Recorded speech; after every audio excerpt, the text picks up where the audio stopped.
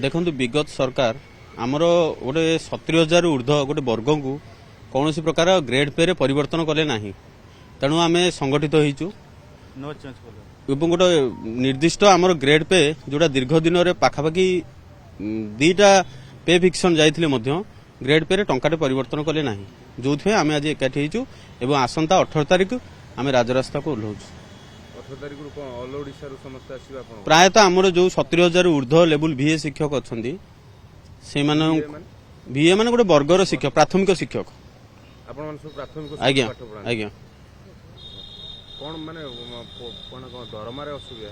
आज्ञा sir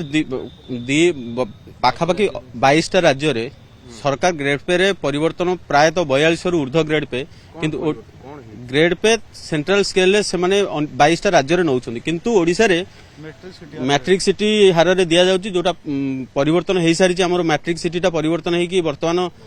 +2 city कार्यकारी होउची किंतु सरकार हमर से मैट्रिक सिटी हार रे दरमा दउछंदी जोथि पई केते दरमा दउछंदी आपन 2200 ग्रेड पे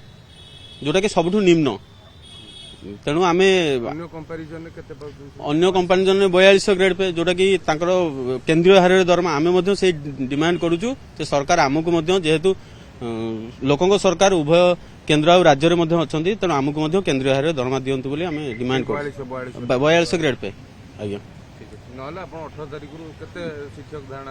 पाखापाखि आम 70,000 शिक्षक को आह्वान करूँ जेहेतु यहाँ 70,000 ऊर्ध्व शिक्षक संगठन तेणु आम 70,000 शिक्षक निश्चिंत राजरास्ता को